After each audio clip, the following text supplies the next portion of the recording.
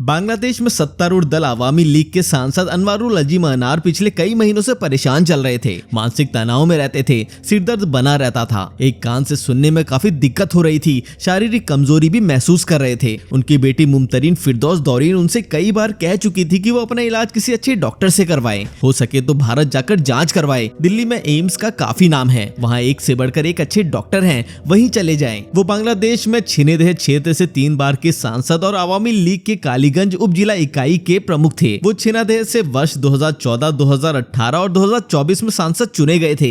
आखिरकार उन्होंने अपनी बेटी की बात मान ली और 9 मई 2024 को ढाका में माणिक मियां न्यू स्थित अपने आधिकारिक आवास से दक्षिण पश्चिमी बांग्लादेश के जिला जिनादह में स्थित अपने गाँव गए। वहीं से उन्होंने कोलकाता में रहने वाले अपने खास पारिवारिक दोस्त गोपाल विश्वास के यहाँ जाने की योजना बना ली। वो अपनी बेटी को भी साथ ले जाना चाहते थे, लेकिन उसका वीजा नहीं मिलने के कारण अकेले जाने का कार्यक्रम बना लिया। इस बारे में उन्होंने 11 मई को सुबह करीब 4:45 बजे फोन पर बेटी से बात की थी। उसके बाद वो इलाज के लिए 12 मई 2024 को कोलकाता पहुंच गए। अनवारुल अजीम कोलकाता के उत्तर में स्थित बड़ा नगर के उपनगरीय इलाके में अपने एक मित्र गोपाल विश्वास के घर ठहर गए थे। बेटी फिरदौस को उनका 13 मई 2024 को व्हाट्सएप मैसेज मिला, जिसमें कहा गया था कि वो एक वीआईपी के साथ दिल्ली चले गए हैं। वहाँ से वो अमित शाह नामक व्यक्ति द्वारा सौंपे गए काम के लिए दिल्ली से न्यू टाउन आएंगे। उन्हें आगे कॉल करने की कोई जरूरत नहीं है। दूसरी तरफ फिरदौस अपने पिता के पीए से मिलकर भारत जाने के लिए वीजा निकलवाने में जुट गई। इसी बीच उसने 14 मई की शाम को कोलकाता में पापा के दोस्त गोपाल विश्वास को फोन किया।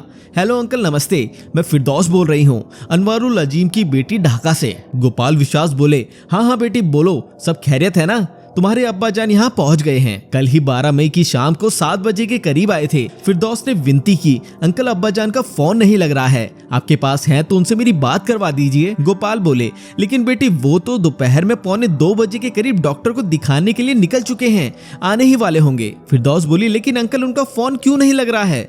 चिंता हो रही है। गोपाल बोले, अच्छा मुझे 2 मिनट का वक्त दो, मैं उनको कॉल करता हूँ, तुम होल्ड पर रहना। कुछ सेकंड बाद गोपाल ने होल्ड पर फिरदौस का कॉल ऑन किया। वो बोले, मेरा फोन भी अजीम को नहीं लग रहा है, शायद नेटवर्क प्रॉब्लम होगी, वहाँ अक्सर ऐसा होता रहता है। फिरदौस बोली, लेकिन अंकल अब तो शाम भी खत्म होने वाली है, आपने ही बताया कि वो शाम तक लौट आने के लिए बोल कर गए हैं, फिर आपका फोन भी नहीं लग रहा है, चिंता की तो बात है ना। गोपाल अचानक बोले, 1 मिनट होल्ड करना, अजीम का कोई मैसेज आया है, देखकर बताता हूँ कि क्या लिखा है। दरअसल अनवारुल 13 मई को विश्वास से ये बताकर घर से बाहर निकले थे कि डॉक्टर से मुलाकात के बाद शाम तक वापस लौट आएंगे। उन्होंने विधान पार्क कलकत्ता पब्लिक स्कूल के सामने से टैक्सी ली थी, लेकिन उसी रोज उन्होंने शाम को दोस्त को व्हाट्सएप मैसेज कर दिया था। अजीम ने व्हाट्सएप पर मैसेज भेजा था, मैं एक खास काम से दिल्ली जा रहा हूँ और वहाँ पहुँचने के बाद फोन करूंगा, तुमको फोन करने की जरूरत नहीं है। इस मैसेज ने फिरदौस की व्याकुलता को और भी बढ़ा दिया।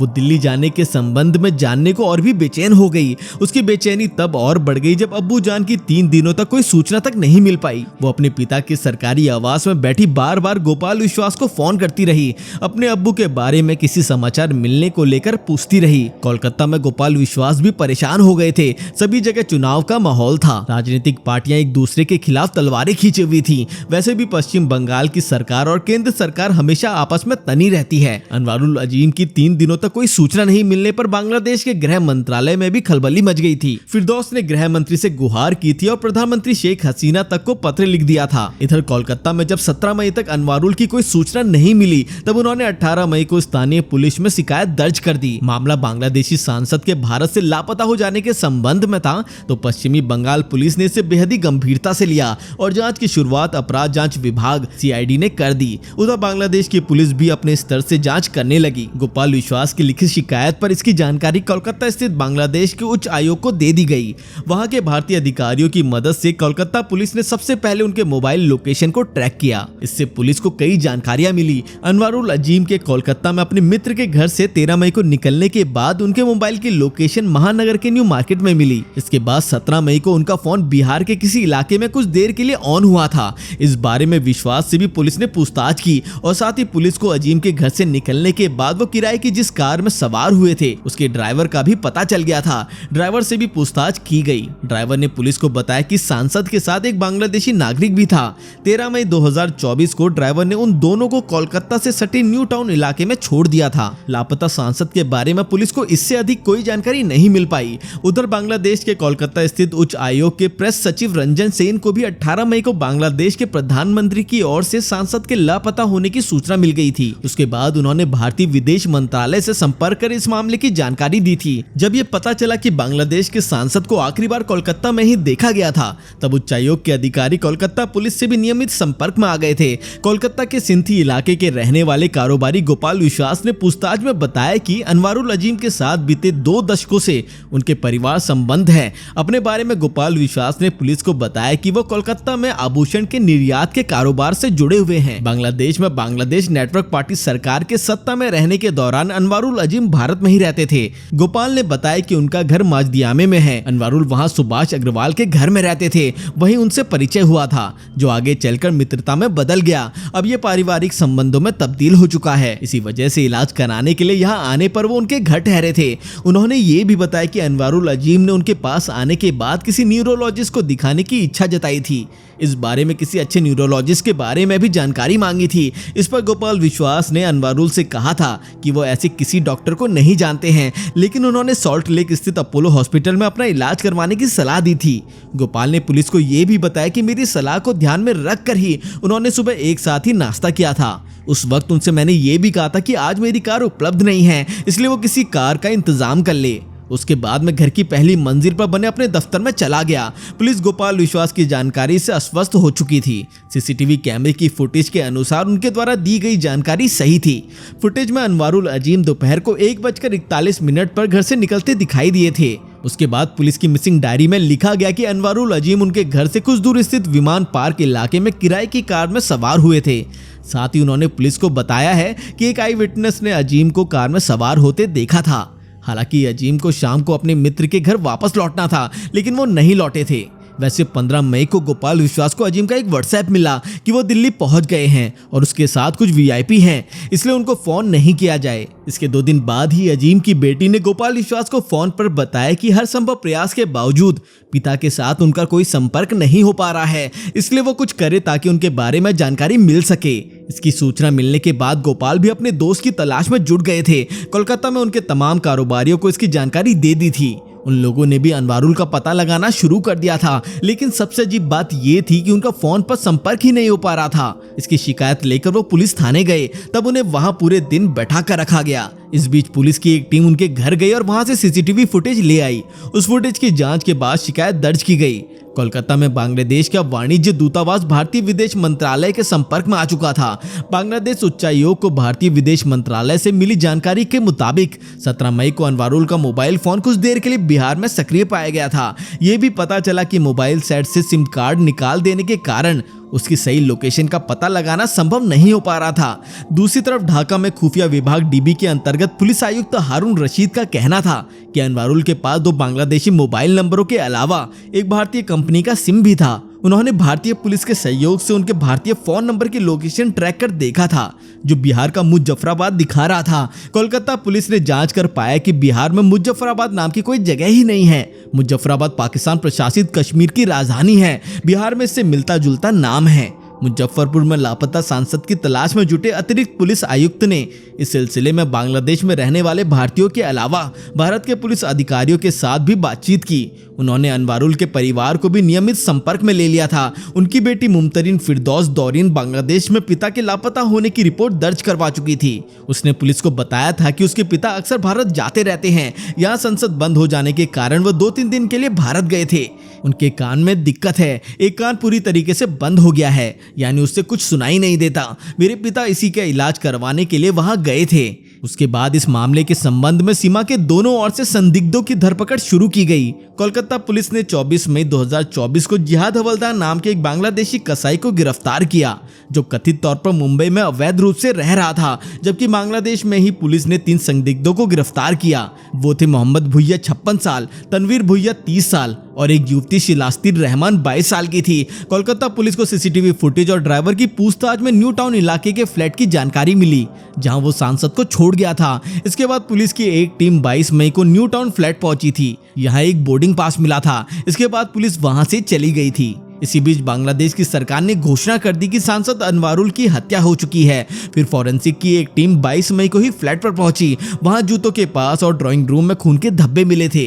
एक तरफ कोलकाता पुलिस को सांसद की हत्या की जानकारी हो जाने पर भी उनकी लाश तलाशने में जुट गई थी, जबकि दूसरी तरफ ढाका पुलिस और खुफिया एजेंसियां इस हत्याकांड के गुनहगारों की तलाश करने लगी थी। इसी सिलसिले में हत्या के पीछे के मास्टरमाइंड अख्तर उस्मा उर्फ शाहीन मियां के बारे में जानकारी हुई। वो संयुक्त राज्य अमेरिका का नागरिक है जो 20 मई को दिल्ली और नेपाल के काठमांडू के रास्ते अमेरिका फरार हो गया था। दोनों देशों की पुलिस को संदेह हुआ कि सांसद की हत्या कर शव को बड़ी चतुराई से ठिकाने लगा दिया गया है। जांचकर्ताओं ने सीसीटीवी फुटेज से मिली जानकारी के आधार पर 23 मई की रात कोलकाता में एक नहर के किनारे सांसद के अंगों की खोज शुरू की। दूसरी तरफ कोलकाता पुलिस ने इस मामले की जानकारी के दौरान जिन 2 कारों को जब्त किया, उनमें से एक में हत्या से पहले सांसद अजीम को सवार होते हुए देखा गया था। हत्या के बाद अपराधी दूसरे कार से फ्लैट से बाहर गए थे। लाश की तलाशी से पहले दिन ही कोलकाता पुलिस ने एक संदिग्ध अपराधी जुबैर पूर्व जिहाद को हिरासत में लिया था। उससे पूछताछ में मालूम हुआ कि वो बांग्लादेश का नागरिक है। उसके बाद कोलकाता से सीआईडी के 3 अधिकारियों ने ढाका पहुंचकर खुफिया शाखा डीबी के प्रमुख के साथ बैठक की। इस हत्याकांड के सिलसिले में दर्ज एफआईआर में जिहाद के अलावा अख्तर उस्मा, अमानुल्लाह सैयद, मुस्तफिजुर फैजल और शिलास्तनी रहमान के नाम शामिल हैं। इनमें से 3 आरोपी 22 मई को ढाका में गिरफ्तार किए गए थे। जुबैर उर्फ जायद से मुख्य रूप से इस बिंदु पर पूछताछ की गई कि सांसद अजीम की हत्या के बाद उनका शव कहां ठिकाने लगाया गया था। हिरासत में लिए गए लोगों से जब एक एक कर पूछताछ हुई, तब सांसद हत्याकांड से संबंधित कई चौंकाने वाले खुलासे प्याज के छिलके की तरह उतरते चले गए। दोनों देशों की पुलिस में दर्ज अभियुक्तों के बयानों के अनुसार उन्होंने सुनियोजित तरीके से हत्या को अंजाम दिया था। उनकी हत्या की फुल प्रूफ योजना ढाका में ही बनाई गई थी, लेकिन इस वारदात को विदेशी धरती भारत में अंजाम देकर शव को गायब करने की भी पूरी तैयारी की गई थी, ताकि उसका नामो निशान भी पता न चल पाए या वो कहीं बरामद नहीं हो सके। इसी वजह से शव के कई टुकड़े किए गए, हड्डी और मांस को अलग अलग कर दिया गया। उसके बाद उसे ग्रे कलर के एक सूटकेस में भरा गया। उन्होंने जांच को गलत दिशा देने के लिए कई अन्य काम भी किए। हत्यारों का मकसद था कि शव पूरी तरीके से गायब कर दिया जाए। दूसरा ये कि जांच अधिकारियों को सांसद के मोबाइल का कोई सुराग नहीं मिल सके, साथ ही भारतीय पुलिस का ध्यान बांग्लादेश की ओर ना जा सके। इसी मकसद से कोलकाता में फ्लैट किराए पर लिया था। हालांकि मकान या फ्लैट किराए पर लेते समय उसके मालिक, किराएदार और मध्यस्थ दलाल तीनों पक्षों के लिए अपनी अपनी फोटो पहचान पत्र थाने में जमा करवाना अनिवार्य होता है। फ्लैट को किराए पर लेते समय कहा गया कि अख्तर उस्मा उर्फ शाहीन, अमानुल्लाह सैयद और शिलास्तनी रहमान वहां रहेंगे।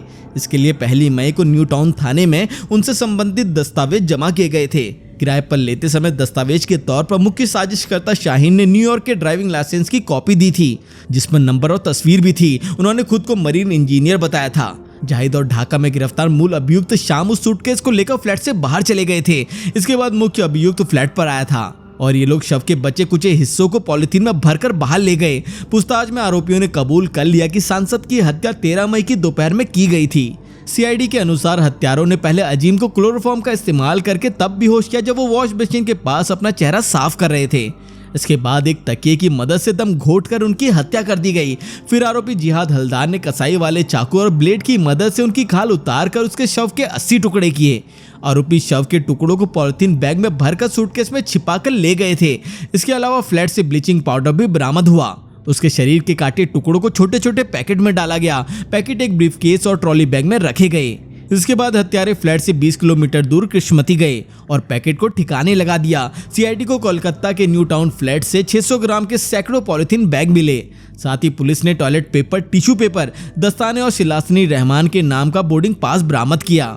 शिलास्तनी वही महिला है जो सीसीटीवी फुटेज में सांसद अनवारुल के साथ फ्लैट में जाती नजर आई थी। इस बारे में आरोपी जिहाद हलदार ने बताया कि सांसद के फ्लैट पर घुसने के 15 मिनट में ही पूरी वारदात को अंजाम दिया गया। आरोपी ने बताया कि उनकी हत्या के बाद उनके शरीर से चमड़ी हटाई गई, मांस निकाला गया और फिर लाश के 80 टुकड़े किए गए। इन टुकड़ों को बैग में भरकर शहर के अलग अलग इलाकों में फेंका गया। हालांकि कहानी लिखे जाने तक पुलिस को उनकी लाश या उनके शरीर के टुकड़े नहीं मिले थे। डेली स्टार में छपी खबर के अनुसार ढाका और कोलकाता में खुफिया एजेंसियों ने बताया कि मास्टरमाइंड अख्तर उस्मा ने हत्या को अंजाम देने के लिए 5 करोड़ रुपए में एक हिटमैन को काम पर रखा था। खुफिया एजेंसियों ने यह भी दावा किया कि अजीम को एक महिला ने लालच देकर फ्लैट में बुलाया होगा। बांग्लादेश पुलिस का इस बारे में कहना है कि महिला बांग्लादेशी है जो मुख्य आरोपी अख्तर उस्मा उर्फ शाहीन की प्रेमिका है।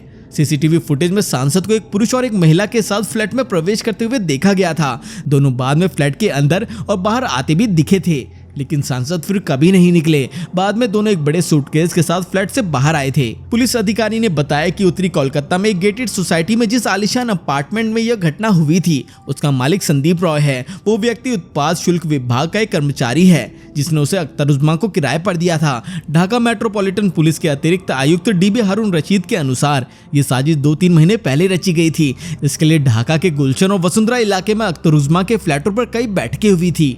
ढाका मेट्रोपॉलिटन पुलिस की सतर्कता के कारण संदिग्ध बांग्लादेश में हत्या को अंजाम नहीं दे पाए थे। उन्हें यह भी पता था कि सांसद अक्सर कोलकाता आते थे, इसलिए उन्होंने एक योजना बनाई और 25 अप्रैल 2024 को वहां एक फ्लैट किराए पर ले लिया। 30 अप्रैल को अख्तरुज्मा, उसकी प्रेमिका और हिटमैन अमानुल्लाह ने कोलकाता के लिए उड़ान भरी और 13 मई को किराए के फ्लैट में आ गए। जब सांसद अनवारुल अपने दोस्त गोपाल विश्वास के घर से निकले, तब फैसल नाम के एक संदिग्ध उन्हें लेकर एक सफेद रंग की कार में बैठ गया और उन्हें फ्लैट पे ले गया। सांसद दोपहर करीब 2:51 पर फ्लैट में दाखिल हुए और संदिग्धों ने अगले आधे घंटे के भीतर अपनी योजना को अंजाम दे दिया। साथ ही बचने के लिए अलग अलग लोगों को संदेश भेजे गए। इस घटना के बाद अमानुल्लाह और अख्तरुज्मा की प्रेमिका 15 मई को बांग्लादेश लौट आई, जबकि अन्य संदिग्ध मुस्तैद जो लापता है 16 मई को और फैजल 17 मई को लौट आए। कहानी लिखे जाने तक पुलिस हत्या के पीछे के मकसद की जांच कर रही थी। शुरुआती जांच में यह पता चला कि ये सांसद और मुख्य आरोपी के बीच एक व्यापारिक सौदे को लेकर अनबन का नतीजा हो सकता है। इस बारे में डेली स्टार अखबार ने बताया कि अख्तरुज्मा और सांसद कथित तौर पर सोने की तस्करी का रैकेट चलाते थे। पिछले साल उनके बीच मतभेद हो गया। बताया जाता है कि अख्तरुज्मा दुबई से बांग्लादेश में सोने की छड़ों की तस्करी करता था, जबकि अजीम ये सुनिश्चित करते थे कि खेप उनके सिंडिकेट के माध्यम से भारत में सही लोगों के हाथों तक पहुंचे। बदले में सिंडिकेट को कमीशन दिया जाता था। पिछले साल सांसद ने अपने लिए ज्यादा कमीशन की मांग की थी, लेकिन अख्तरुज्मा इसके लिए तैयार नहीं हुआ, जिससे दोनों के बीच दरार पैदा हो गई। जिसके बाद उसने अपने सोने की तस्करी के लिए एक नया सिंडिकेट चुना। इस नए सिंडिकेट का नेतृत्व कथित तौर पर एक पूर्व सांसद कर रहे थे। इससे अजीम और भी क्रोधित हो गए। इसके अलावा पिछले 6 महीने में भारतीय सीमा पर सोने की कई बड़ी खेप जब्त की जा चुकी थी और अख्तरुज्मा को इसके पीछे सांसद का हाथ होने का संदेह था। इन खेपों में करीब 200 करोड़ रुपए का सोना था। इससे अख्तरुज्मा नाराज हो गया और उसने सोना वापस करने के लिए बार बार सांसद पर दबाव डाला। इसके बाद अख्तरुज्मा ने सांसद से 200 करोड़ रुपए वापस मांगने शुरू कर दिए। मामले को सुलझाने के लिए सांसद और अख्तरुज्मा पिछले 6 महीनों में कई बार मिले। बताया जाता है कि यही पैसे का लेन देन और अनबन अजीम की दर का मुख्य कारण बनी। बांग्लादेश पुलिस के अनुसार 200 करोड़ रुपए खोने के गुस्से के अलावा अख्तरुज्मा नए सिंडिकेट के जरिए भारत में बिना किसी बाधा के सोने की तस्करी करना चाहता था। हालांकि अख्तरुज्मा ने हत्या में अपनी संलिप्तता से इनकार किया है। उसने एक बांग्लादेशी टीवी चैनल में कहा कि जब कोलकाता में सांसद की हत्या हुई तो वो ढाका में था और जब वो इलाज के लिए कोलकाता गए तब कई बार उनके कोलकाता स्थित फ्लैट पर आए। स्थानीय मीडिया रिपोर्टों में यह भी कहा गया कि अजीम की हत्या में कई प्रभावशाली लोगों की भूमिका हो सकती है। 2014 में सांसद बनने के बाद अजीम ने सोने की तस्करी पर नियंत्रण करना शुरू कर दिया था। पिछले कुछ सालों में वहां के कुछ प्रभावशाली व्यवसाय और जशोर के एक नेता जो सोने की तस्करी में भी शामिल हैं, अजीम के अवैध सोने के व्यापार पर पूर्ण नियंत्रण लेने के प्रयास से नाराज हो गए थे। जबकि अजीम की बेटी का कहना है कि उसे अपने अब्बू के सोने की तस्करी में कथित संलिप्तता के बारे में जानकारी नहीं है। डीबी की टीम ने आरोपियों को बांग्लादेश की अदालत में पेश किया, जहां से अदालत ने आरोपियों को 8 दिन की पुलिस की हिरासत में भेज दिया। बहरहाल कहानी लिखे जाने तक पुलिस और अन्य जांच एजेंसियां इस मामले की जांच में जुटी थी और सांसद की लाश के कटे अंग भी पुलिस बरामद नहीं कर सकी थी। तो दोस्तों, आपकी इस केस पर क्या राय है, हमें कमेंट करके जरूर बताएं। अगर आपको हमारी वीडियो पसंद आती है तो हमारे चैनल को सब्सक्राइब करना बिल्कुल ना भूलें। तो मिलते हैं अगली वीडियो में।